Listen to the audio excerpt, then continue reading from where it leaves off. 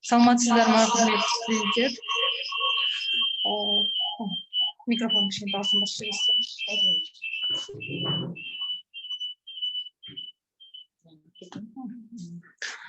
Тағы да саламатсыздар. Техникалық ақаулықтарға байланысты бүгінгі вебинарымыз кішкене кешірек басталып жатыр. Кешірім сұраймын.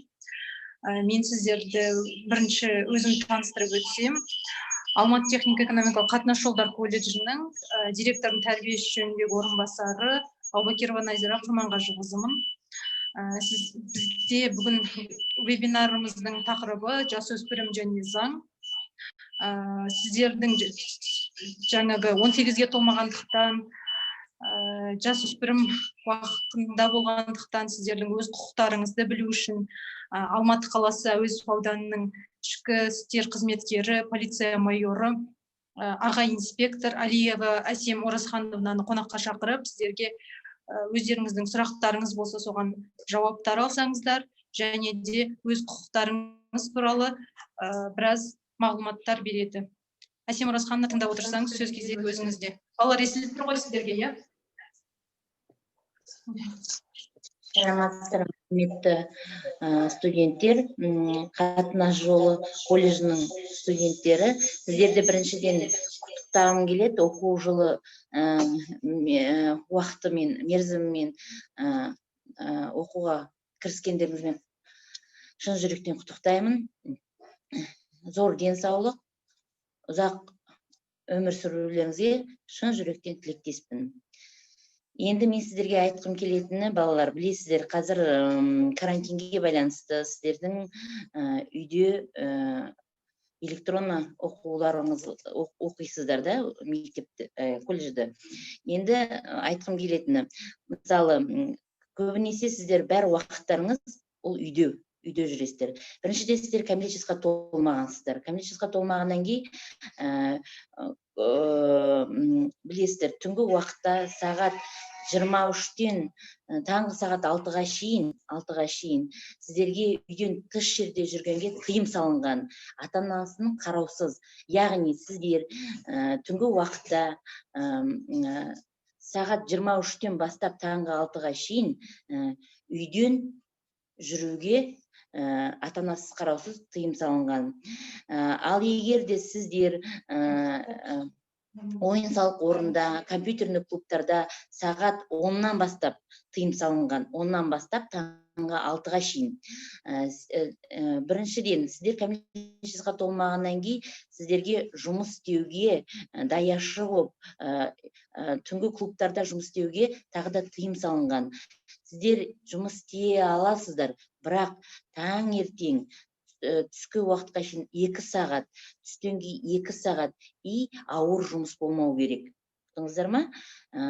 Ал енді бір жерде ресторан, тойханаларда сіздер даяшы болып, егер или же бір түнгі ночной клубтарда жұмыс істеуге қатаң заң бойынша Қазақстан әкімшілік құқық бұзуының кодексіне сәйкес келеді, сіздер жұмыс істеуге тыйым салынады.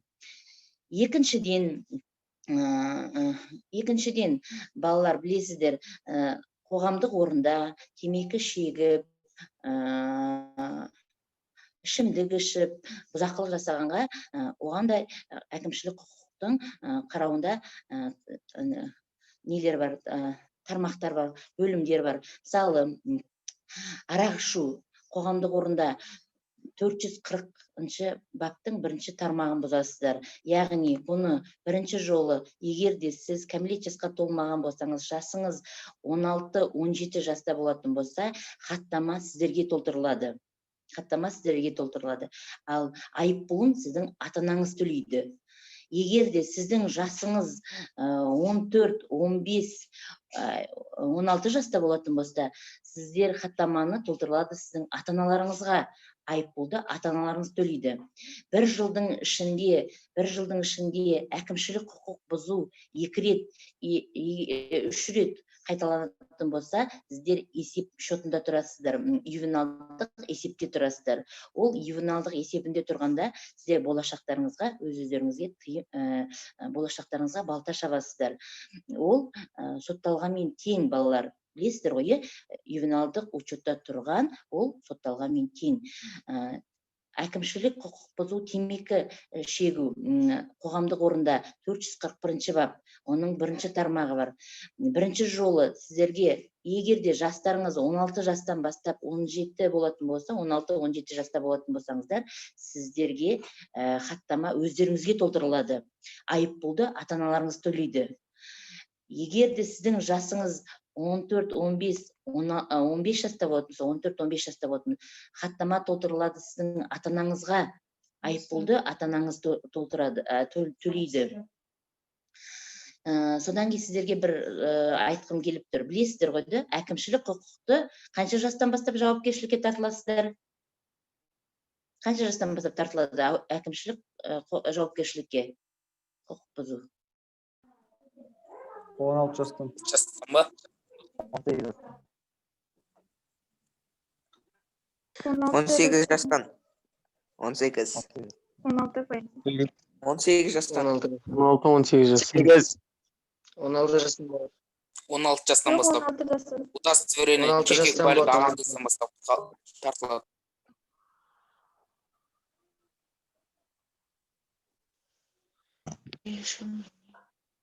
16 жастан бастап.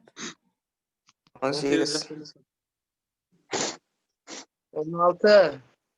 18. Апай, сіздің микрофоныңыз өшіп тұр.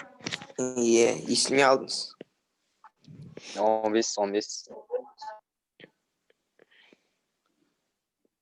18 ғой.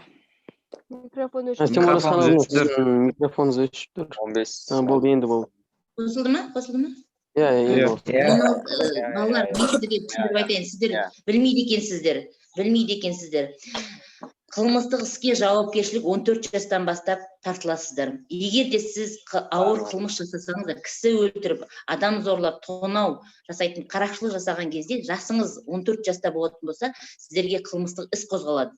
Сіздерді қылмыстық іс қозғаннан кейін, білесіздер, сот болады, ал әкімшілік құқық жауапкершілікке 16 жастан бастап жауапкершілікке тартыласыздар. 16 жасын. Ол, яғни оған кіретін темекі шегу, қоғамдық орында арақ ішу, ішімдік ішу, балағат сөз айту, қоғамдық орында не істеуге,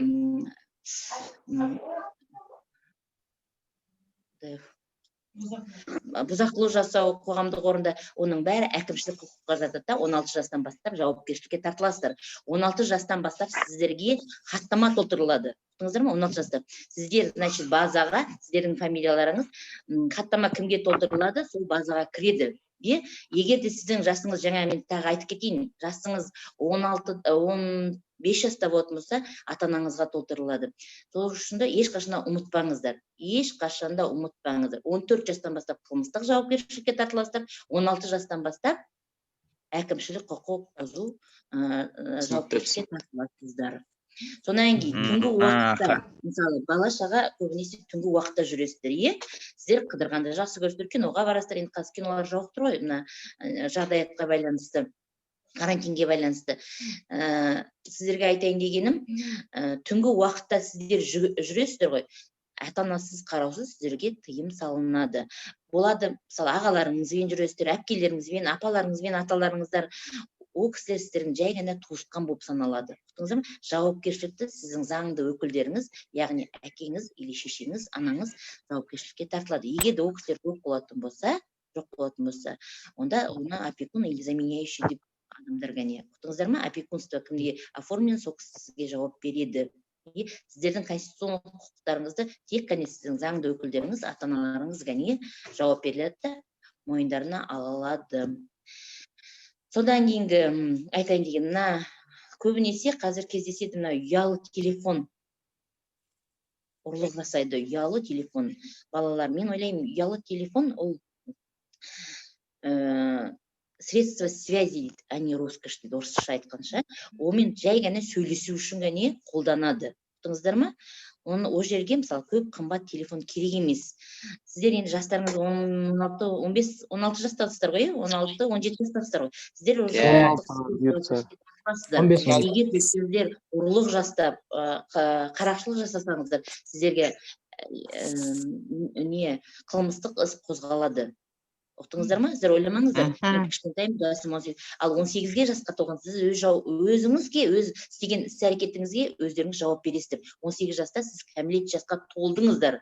Ұқтыңыздар ма? Сіздерге ата-ана керек емес. Но қазір именно сіздер бірінші курстың колледждің студенттері болғаннан кейін сіздердің жастарыңыз көп болса 15, 16, 17 жас болатын шығар. Дұрыс па? Иә. Содан кейін тағы не айтқым келеді сіздерге?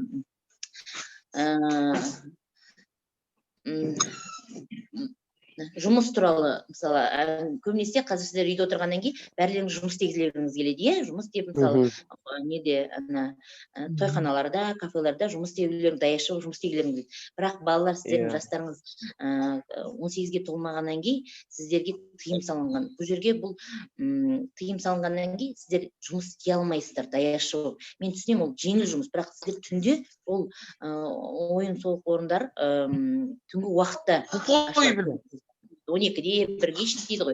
Сол үшін де сіздің ата-аналарыңыз жандарыңызда жүрмейді ғой. Қанша сіздің ата-анаңыз разрешение берсе де, бірақ сіздер ол жерге жұмыс істей алмайсыздар. Онда егер де сіздің ата-анаңыз қарсы болмай сіздерге жұмысқа не беретін болса, разрешение беретін болса, біз сіздің ата-аналарыңызды әкімшілік неге тартамыз. Тұқтыңыздар ма? Ол кісілер айыппұл төлейді. Түсінікті. Одан кейін сіздерге айтқым келетіні тағы бір не, мысалы, үйде әке-шешелеріңіз арақ ішіп, сіздерге қарамайтын болса, не істейтін болса, онда әке-шешелеріңізге 127 бап бойынша ол кісілер сотқа тартылады. Ол әкімшілік, значит, балаларына немқұрайлы қарап, олардың асырау, оларға немқұрайлы қараған үшін 127 бапты қолданамыз, сотқа тартылады. Ол кісілер 10 МРП көлемінде, 29 мың көлемінде, 28 мың төленеді, ол кісі 10 МРП төлейді. Егер де бұл нәрсе 2 рет жылына, егер де 3 рет қайталанатын болса, онда аналық или әкелік құқығынан айыруға біз сотқа құжат жинап өткіземіз. Тұқтыңыздар ма? Сіздерде, егер де сіздерде түннің уақытында қайта-қайта қаңғып жүретін болсаңыздар, жаңа 442 бапты бұзатын болсаңыздар, онда ата-аналарыңыз сіздерге құрайын қараған үшін бұл кісілерді де тартамыз. Ұқтыңыздар ма? 127 бабы бойынша. Қылмыспен өтетін болсаңыздар, біреудің ұрлап, біреуді ұрып, соғып, тонап, зорлап, алаяқтық жасасаңыздар, қылмыстық іс қозғалатын болса, сіздер автоматически ювеналдық полицияның есебінде тұрасыздар. Мен бағана басында айтып кеттім, ювеналдық есебінде тұрсаңдар, ол сотталғанмен тең деп болады. Біріншіден, бір нәрсе істеу үшін ең кіші жақсылап ойлаңдар. Егер де сіздердің ювеналдық учетта тұратын болсаңыздар, болашақта арттарыңыздан еріп келе жатқан бауырларыңыз, қарындастарыңызға сіздердің зияндарыңыз өте тиеді, айтып қойын. Көп зияны болады. Болашақта өніп өскенге, біріншіден өздеріңе, арттарынан еріп келе жатқан бауырларының, қарындастарының соған зияны тиеді. Білесіздер ғой, бір жерге жұмысқа орналасқан кезде не сұрайды? Справка сұрайды да, анықтама сұрайды. Сотталды ма, сотталған жоқ па, тұрды ма, тұрған жоқ па деп учетта деп. Сол кезде біз справка береміз. Ол база бойынша, Қазақстан бойынша ол жұмыс істейді. Любой Қазақстанның қай қаласына барсаңдар да, ол жаңағы анықтама шыға келеді. Бәленбайынша жылы, бәленбай, ол жерде учетта тұрған. Не үшін тұрған? Қарақшылық жасаған, кісі өлтіру, тонаумен, или ұрлық жасаумен, сондай немен, ол қылмыстық ауыр. 14 жастан бастап жауапкершілікке тартыласыздар. Тұңыздар ғой, соны айтайын деген. Ал енді қыз балаларға айтайын дегенім, көбінесе қазір түнде, мысалы, қараңғы ғой, көбінесе қыздар түнде не істейді, жұмыс, қыз балаларға көбінесе в основном қыз бала түнгі уақытта үйден шықпағаны жөн деп ойлаймын мен өз басым. Ана ретінде айтқым келеді, инспектор ретінде айтқым, қыз балалар түнгі уақытта желательно 8-9-ға таман үйде отырғандарыңыз дұрыс. Түннен кейін жүресіздер, оның обычно 23-ге шейін сендерге разрешается болады. 23-ге шейін түнгі уақытта жүргенге болады. Ата-анасыз қараусыз жүруге болмайды. Ал 23-ге шейін өздеріңізге жүруге болады. Ал сағат 10-ға шейін 22 сағат түнгі уақытына шейін ана развлекательный заведение дейді, мысалы тойханаларда или же компьютерный клубтарда жүруге болмайды. О жерден бастап заң 442-нің 2-ші бабы бойынша сіздерге тыйым салынады. Мысалы, статья 442 нахождение в ночное время несовершеннолетних в развлекательных заведениях или вне жилища без сопровождения законных представителей. Нахождение несовершеннолетних в развлекательных заведениях в ночное время без сопровождения законных представителей с 22 до 6 утра. Развлекательныйға не жатады? Тойханалар, компьютерный клубтар, сол жерде сағат 10-нан бастап жауапкершілікке тартыласыздар. Ал түнгі уақытта жай көшеде жүргенге 23-ге шейін болады. 23-тен 5 минут кетті ме, или 1 минут кетті ме, сіздер қайда болу керексіздер? Үйде. Жүруге болады. Только ата-аналар заңды өкілдердің жандарында болу керек. Сұрақтарыңыз бар ма? Жоқ. Сонан кейін балалар, мен қазір мына карантинға байланысты бар ғой, балалар көбінесе кешке жақын вечер устраивать етеді. Білесіздер ғой, квартира снимать етеді, үй снимать етеді. Одан сол жерде кездеседі. Кездескеннен кейін, одан кейін не болады о жерде? О жерде ішімдік ішеді, темекі шегеді. Одан кейін не болады? Төбелес болады. Төбелестен кейін не болады? Бір-бірлеріңе не істейсіңдер? Жарақат берулерің мүмкін, пышақ тығып, бір нәрсе тығып, ол не айтышы, өтпеген аяғысынан ғой балалар. Мен түсінем, сендер уже мектептен кеткеннен кейін өздеріңді үлкен қылып санайсыңдар, жігітсіңдер, бой жеткен қыздар болып, бір-бірлеріңді кездескілерің келеді. Ол болу болады. Ол жерде болады, кездесуге де, отыруға да, туған күнде жүр. Ол бірақ ата-ана ол жерде білу керек. Тұрыңыздар ма? Ата-аналарыңыз білу керек. Ата-аналарыңыз кіммен кездесетін, кіммен қатысатын, кіммен қатынаста бәрін біліп отыру керек. Телефон арқылы біліп, қайда кеткендеріңді бәрін айтып отырыңыз. Енің екінші администрация, жаңа колледждің администрациясына обязательно әкімшілігіне хабарлайсыздар. Ұқтыңыздар ма? Ертең сіздер бір жерде ішіп, төбелесіп, бір-бірлеріңізге зиян әкелетін болсаңыздар, ауыр жарақат или қылмыстық іс қозғалып жатса, бұл кісілердің бастарын сипамайды. Білесіздер ғой, сіздер неге айтпағансыздар, сіздер неге не владеете ситуация деп, бұл кісілер өз сыбағаларын алады. Сол үшін де болашақта мұғалімдарыңыздың мастерларыңыздың, нелеріңіздің, оқытушыларыңыздың нелерін подводить етпеңіздер. Солар ма? Подводить етпеңіздер. Потому что бұл кісілерде өз семьяларын асырау жоқ, сендердің ата-аналарыңыз сияқты таң атысы, түн атысы жұмыс істейді, еңбек етеді, бала шағасын асырау үшін. Сіздер үшін бұларға сіздердің зияндарыңыз тиіп кетіп жүрмесін. Уақытты болады.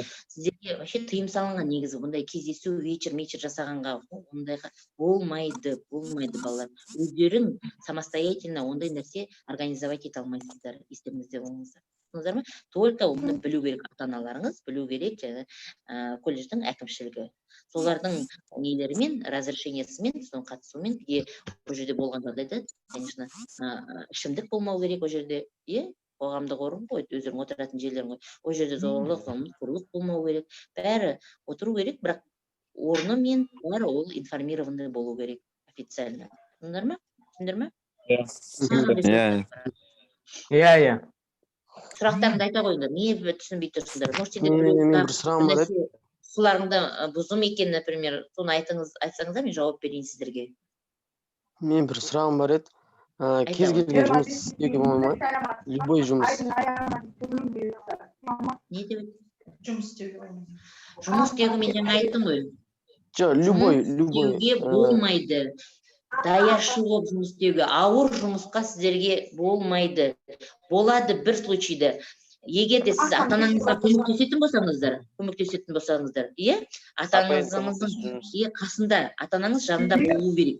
И 2 сағат түске шейін, 2 сағат түстен кейін ол ауыр жұмыс болмау керек. А былай түнгі уақытта бір жерде тойханаларда, кафелерде не болуға, даяшы болуға, или же посудомойщица болып жұмыс істеуге, или же там еден жуатын кісі болып жұмыс істеуге сіздерді алуға болмайды. Ол егер де ол сіздер сол жерде жұмыс істейтін болсаңыздар, сол әкімшілігі, сол жаңағы тойхананың әкімшілігі жауапкершілікке тартылады. Үлкен айыппұл төлейді. Түсініңіздер ма? Үлкен айыппұл миллион төлейді оларға. Кәмелетке толмаған балаға ол кісілер жұмыс берген үшін. Сіздер біріншіден өздеріңізді подставляете, екіншіден жаңағы администрациясы, әкімшілігі, жаңағы жұмыс берген әкімшілікті подставлять етесіздер. Түсініңіздер ма? Иә. Жаңа айтамын. Яғни сұрақтарыңыз бар, айта қойыңыздар. Андай жұмыс апай, доставка сияқты. Доставка сияқты істеуге болады. Яндексіда сияқты. Енді ол сіз немен жүресіз доставка? Машинамен, автобуспен? Велосипедпен жүресіз, доставканың өз уақыты бар. Білесіз ғой, қалай жұмыс істейді? Ол түнде де доставкада болады. Ол круглосуточный дейді ғой. 24 сағат істейді. Енді сізге түнде заказ берсеңіз қалай шығасыз? Сізге шығуға болмайды ғой. Значит, сізге жұмыс істеуге болмайды. Күндізгі сменмен істесе ше? Күндізгі сменмен енді келісесіздер, бірақ онда сіз сабақта қай кезде оқисыз? Сіз таңертеңнен кешке шейін жұмыста боласыз. Демалыс күндер. Доставка болады, қазір тем более карантин уақыты, елдің бәрі заказывать етеді, тамақтың бәрін доставлять етесіздер. Значит, сіз почти 12 сағат па, 12 сағат, значит, жұмыс істейсіз деген сөз. Түнде ұйықтайсыз ғой, 24 сағаттың көрген кезде, бір сутка істеген кезде. Сол үшін де сізге тыйым салынады. Доставкаға жұмысқа істемегеніңіз жөн болатын деп ойлаймын. Апай, ал екінші курстан бастап ше? Екінші курстан бастап, жасың нешеде болды екінші курста? Ну, қайта қойған. 18-19. 18-ге келсең, істей қой, пожалуйста, өзің. Бірақ сабаққа зиян тимеу керек. Оқу жүргенде. Ертең мұғалімдерің айтып жүрмесін ата-аналарына. Мынау сабаққа бармайды, қарамайды, сабаққа қатыспайды, өйткені деп ата-анаң айтады, бұл таңертең кешке шейін жұмыс істейді, ұйқысы қанбайды. Таңертең жұмыс, түнде ұйықтайды. Сабақ. Сендер осы жерге келдіңдер ме колледжге? Оны оқу керек. Бірінші жолы оқисыңдар, бұл оқуды қолдарыңа диплом алғаннан кейін, пожалуйста, 24 сағатымыз 48 сағат жұмыс істесеңдер өздеріңіз ұйықтамай. Это ваше право. Себепсіз, неге обязательно кіру керек. Себепсіз пропускать ететін болсаңыздар, мына сіздердің мұғалімдеріңіз бізге докладной жазады. Ұқтыңыздар ма? Анықтама жазып береді, что Бәленбаев, мысалы, Иванов бүгін сабаққа қатысқан жоқ. Мысалы, 1 сентябрьден бастап 3 рет қана қатысты деп. Содан кейін қоғам несін тексергеннен кейін, егер де сіз сабаққа без причины ауырған жағдайда, денсаулығыңызға бір сондай ауырып отырсаңыз, денсаулығыңыз дұрыс болмаса, онда справка, медицинский справкамен жарайды болады, кешірім болады. Егер де себепсіз сабаққа қатыспайтын болсаңыздар, сіздер ювеналдық учетта тұрасыздар. 10 сағат без уважительной причины пропуск на занятие дейді, онда автоматически идет учет. Ювенальным это равносильно судимости, вы это знаете. Айтайын, 10 сағат сабаққа қатыспасаңыздар, осындар ма, не болмаса, онда сіздерді ювеналдық учетта тұрасыздар. Ол, яғни сотталғанмен тең деп тұрмын. Сіздер мына колледжде онда бітірмей қойсаңыздар да болады, потому что сіздер бұл дипломмен ешқайда жұмысқа орналаса алмайсыздар. Өйткені сіздерді алмайды. Справка, анықтама сұратқан кезде, ол бәленбайыншы жылы, бәленбай уақытта тұрған. За что дейді, за пропуски занятий деп сол кезде ол шыға келді. Болашақта онда сіздер ақшаны далаға шаштық деген сөз ғой ата-аналарыңыздың. Ұқтыңыздар ма? Босқа уақыттарыңызды өткізіп жатыр деген сөз. Бар ма тағы сұрақтарыңыз? Карантин қашанға дейін болады? Колледжге қашан барып оқимыз? Сағындар ма колледжде? Енді көріп отырсыңдар ғой балаларына елімізде бұл дерт қайтадан өршіп келе жатыр дейді. Әлі ештеңе ашылған жоқ, көп нәрсе ашылған жоқ. Енді соған, адамның өмірінен артық ештеңе жоқ қой бұл жерде. Енді шыдаңдар. 40-ашта 41-не шыдамайсыңдар ма? Бұйыртса келесіңдер. Колледждерің тосып отыр сендерді. Примерно қаншасы ашылады, апай? Енді осы жылдың аяғын бітіретін шығасыңдар ма деп ойлаймын, білмеймін енді. Декабрьде барады деп еді ғой? 1 декабрьде барады деді ме енді? барады десе көресіңдер. Декабрьдан кейін. Бірінші Апай, семестрдан мысалы, кейін. былай бола ма? Оны мен решать етпеймін балалар, бірақ мен ойлаймын болашақта кездесеміз, әлі кездесеміз сіздермен бірге. Сау саламат Жақсы, рахмет. Әсем Оразханова сізге көптен көп рахмет. Осындай жақсы құнды ақпаратты біздің студенттерімізбен бөліскеніңізге. Осымен вебинарымызды аяқтаймыз. Қызықты болды деген ойдамын. Рахмет студенттер қатысқандарыңызға. сау болыңыздар. Сау Сау болыңыздар. Сау болыңыз.